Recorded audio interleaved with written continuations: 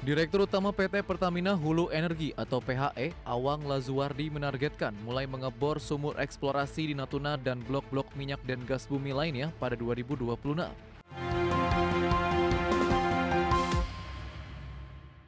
PT Pertamina Hulu Energi menargetkan mulai mengebor sumur eksplorasi di Natuna dan blok-blok minyak dan gas bumi lainnya pada tahun 2026. Ya, Pertamina akan mulai melakukan eksplorasi di daerah frontier atau wilayah cekungan baru yang belum pernah disentuh oleh kegiatan eksplorasi sebelumnya.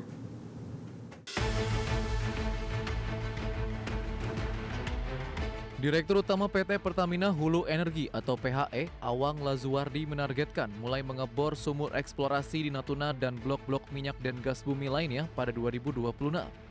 Awang menjelaskan PHE baru mendapatkan blok eksplorasi pada 2023. Sebelum mendapatkan blok eksplorasi, PHE hanya menggarap lapangan-lapangan lama yang sudah tua. Oleh karena itu, Awang mengungkapkan Pertamina mulai melakukan eksplorasi di daerah frontier atau wilayah cekungan baru yang belum pernah disentuh oleh kegiatan eksplorasi sebelumnya mulai 2026.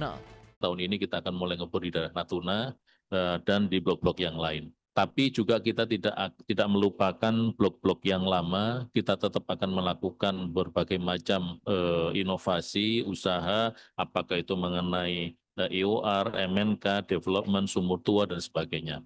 Bisa saya sampaikan di sini bahwa tadi disampaikan bahwa decline itu bisa sampai 24%, kita bisa memanage sampai 2%. Awang menambahkan temuan raksasa atau Giant Discovery Migas diyakini oleh Awang akan menjadi titik balik Pertamina dalam meningkatkan produksi migas nasional. Di sisi lain, Awang menegaskan capaian Pertamina yang berhasil menahan laju penurunan produksi dari yang semula diperkirakan sebesar 24% menjadi 2%. Adapun hingga April 2026, Awang menyampaikan produksi migas PHE mencapai 945 ribu barel setara minyak per hari. Tim Liputan IDX Channel.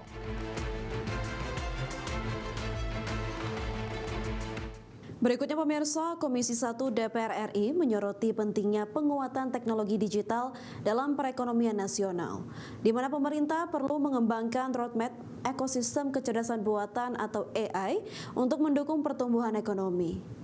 Anggota Komisi 1 DPR RI, Juniko Siahaan, menegaskan pengembangan Artificial Intelligence atau AI dalam mendukung pertumbuhan ekonomi dalam negeri perlu dilengkapi dengan roadmap regulasi ekosistem digital nasional.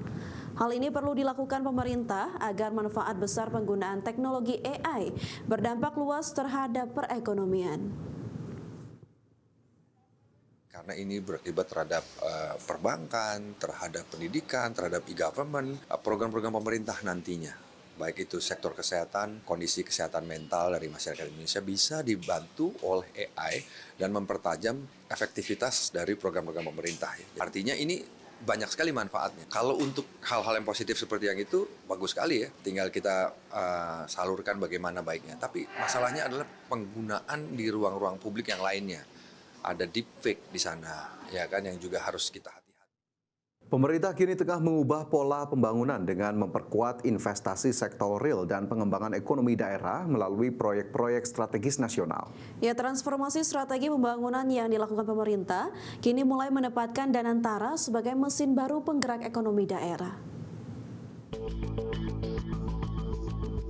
Pemerintah kini tengah mengubah pola pembangunan dengan memperkuat investasi sektor real dan pengembangan ekonomi daerah melalui proyek-proyek strategis nasional.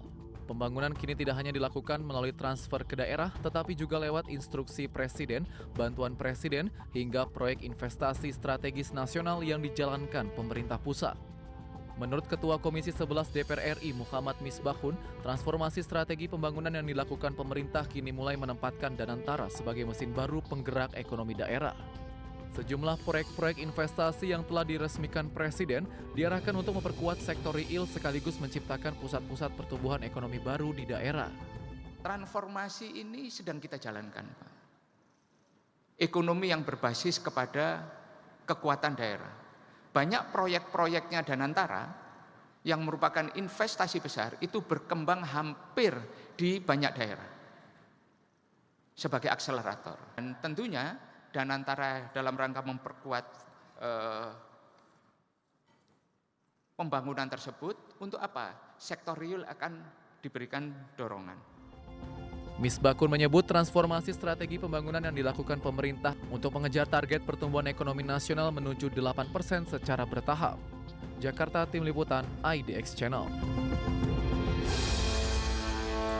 Perdana Menteri Israel Benjamin Netanyahu menegaskan akan terus memperluas penguasaan di wilayah Gaza hingga lebih dari 70%. Namun sejumlah pihak menyebut langkah Netanyahu tersebut bertentangan dengan kesepakatan gencatan senjata yang dimediasi Amerika Serikat pada Oktober tahun lalu. Perdana Menteri Israel Benjamin Netanyahu menegaskan telah mengarahkan militer Israel untuk merebut lebih banyak wilayah di jalur Gaza, bahkan hingga 70%. Adapun hingga saat ini, Israel telah secara efektif menguasai sekitar 64% wilayah Gaza yang kini hancur akibat agresi Zionis Israel dalam 2 tahun terakhir.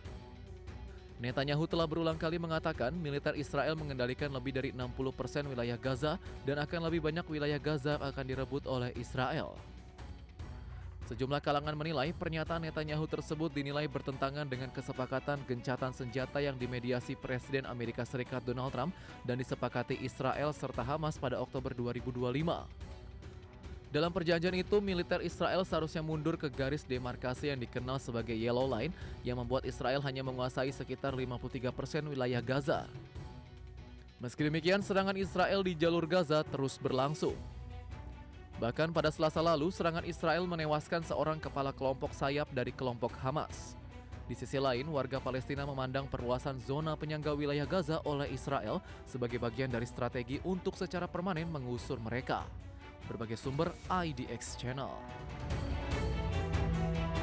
Amerika Serikat dan Iran dilaporkan telah mencapai kesepakatan awal untuk memperpanjang masa gencatan senjata selama 60 hari. Langkah ini dibarengi dengan rencana dialog lanjutan terkait program nuklir Iran. Kabar kesepakatan awal gencatan senjata ini mendorong harapan baru akan berakhirnya konflik bersenjata antara Amerika Serikat dan Iran yang telah berlangsung sejak 28 Februari lalu. Wakil Presiden Amerika Serikat J.D. Vance mengatakan proses perundingan antara Amerika Serikat dan Iran hingga kini masih berlangsung dan masih membahas sejumlah poin krusial termasuk yang berkaitan dengan penguasaan nuklir oleh Iran. Vance menyebut Iran memiliki niat baik dalam negosiasi yang tengah berjalan.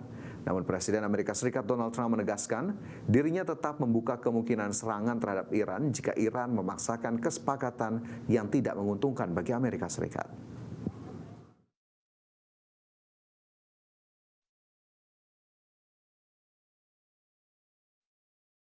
Sementara itu pemirsa, sejumlah sumber di Iran mengklaim rancangan perpanjangan kesepakatan perpanjangan gencatan senjata antara Amerika Serikat dengan Iran belum rampung sepenuhnya.